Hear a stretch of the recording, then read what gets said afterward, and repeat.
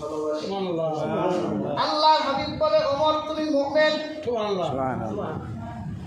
তাহলে আমার নবীকে জীবনের চাইতে বেশি ভালোবাসতে হবে, তাহলে প্রকৃত মুমিন হওয়া যাবে।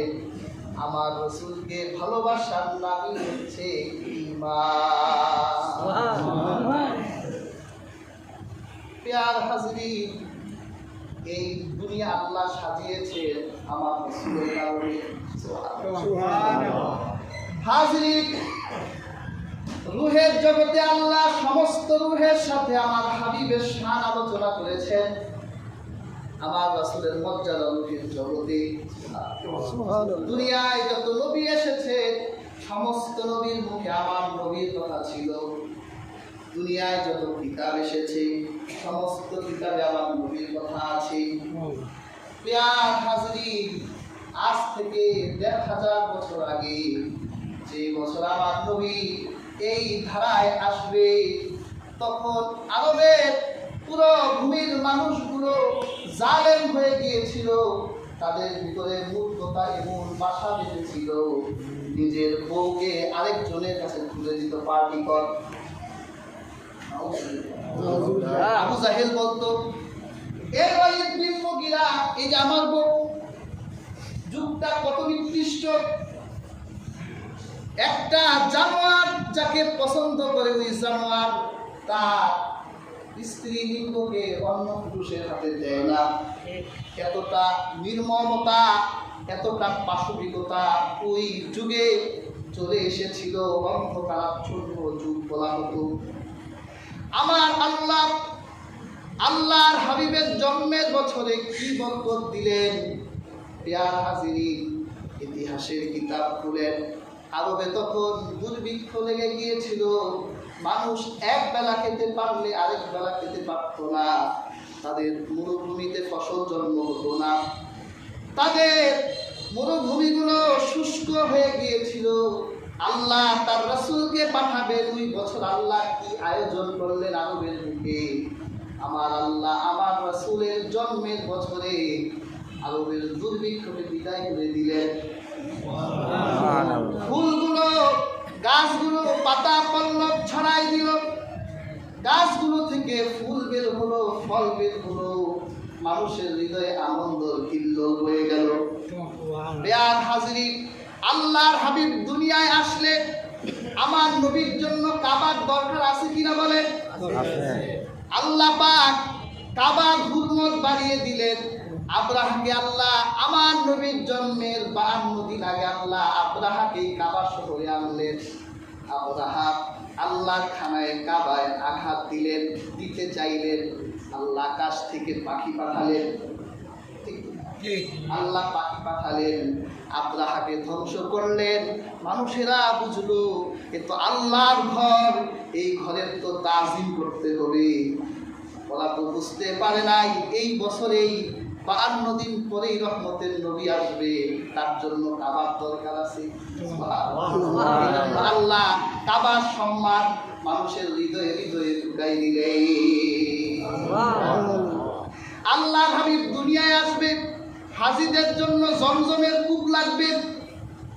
হযরত ইসমাইলের ইন্তেকালের পর জুরহুম গোত্রের সাথে ঝগড়া হলো, দ্বন্দ্ব হলো। তারা জমজমের কূপকে নিশ্চিহ্ন করে দিল। হাজার হাজার বছর পর্যন্ত মানুষ জানতো না কোথায় জমজমের কূপ আছে। মানুষের মুখে মুখে ঘটনা হতো যে ইসমাইল পায়ের আঘাতে জমজম বের হয়েছিল। হাজার হাজার বছর পর্যন্ত তা গোপন ছিল। আল্লাহর হাবিবের জন্মের আগেই আল্লাহ তার দাদাকে দিয়ে আয়োজন করলেন। জমজমের কূপটা আল্লাহ বের করে রাখলেন, কারণ আল্লাহর হাবিব দুনিয়ায় আসবে, এই দুনিয়াকে সাজাতে হবে। আল্লাহর হাবিবের জন্য আল্লাহ এই আরবের শহরটা সাজিয়ে দিলেন। সুবহানাল্লাহ। প্রিয় হাজরিন, আমার রহমতের নবী তিনি 570 সাল, এখন সাল কত? 2026। আর তখন সাল ছিল 570। প্রিয় হাজরিন, 12ই রবিউল আউয়াল, আর বারটা ছিল সোমবার, সুবহে সাদিকের সময়। কোন সময়? সাদেকের সময়।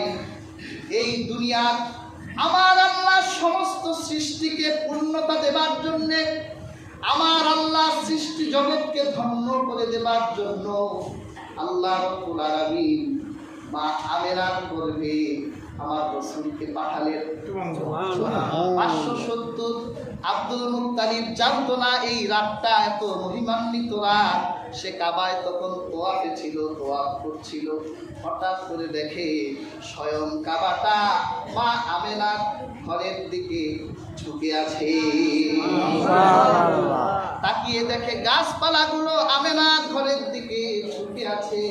আব্দুল মুত্তালিব অবাক হয়ে গেল, আমার জিভ ধরলো নাকি, উল্টা বেলটা দেখি নাকি। দেখে কোনো কিছুই উল্টা না, কাবা ঠিকই আল্লাহ হাবিবের ঘরের দিকে ঝুঁকে আছে, গাছগুলো আমেনার ঘরের দিকে ঝুঁকে আছে। উম্মে আয়মন দৌড়ে এসে বলে, ওরে আব্দুল মুত্তালিব, তোমার ভাগ্য তুলে গেছে, তোমার গত হওয়া আব্দুল্লাহর ঘরে এক পুত্র সন্তান জন্ম নিয়েছে। বনের প্রিয় মুহাম্মদ এলো রে দুনিয়ায়,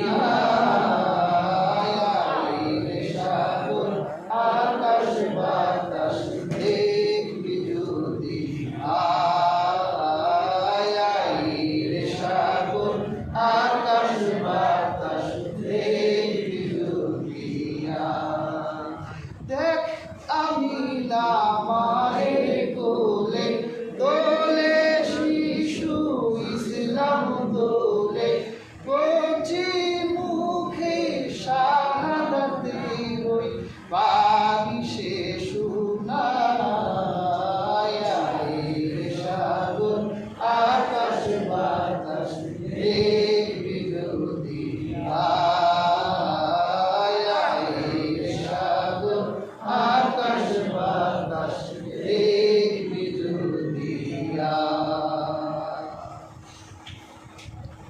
হাজিরিন, আব্দুল মুত্তালিব দেরি করলেন না, দৌড়ে এলেন।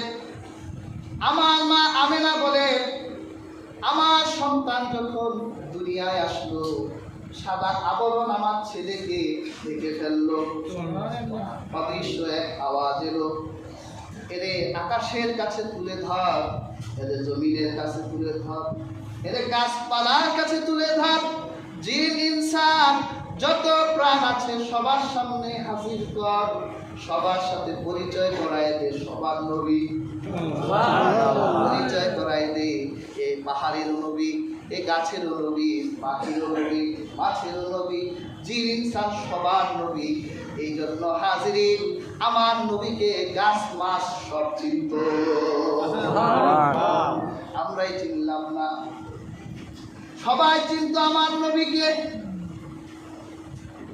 পেয়ার হাজিরিন, আমার রাহমাতুল্লিল আলামিন দুনিয়ায় আসার পর আমার মা আমেনা বলেন, আমাদের মা আমেনা বলেন, এরপরে অদৃশ্য আওয়াজ বলল, একে নবীদের চরিত্রের সাগরে একটু ডুবাই দে, নবীদের যত ভালো চরিত্র আছে সব চরিত্রের মালিক বানাই দে। ওয়া ইন্নাকা লাআলা খুলুকিন আযীম। আল্লাহ তাআলা রাসূলকে বলেছে, আপনি মহান চরিত্রের অধিকারী। বেয়ার হাজিরিন,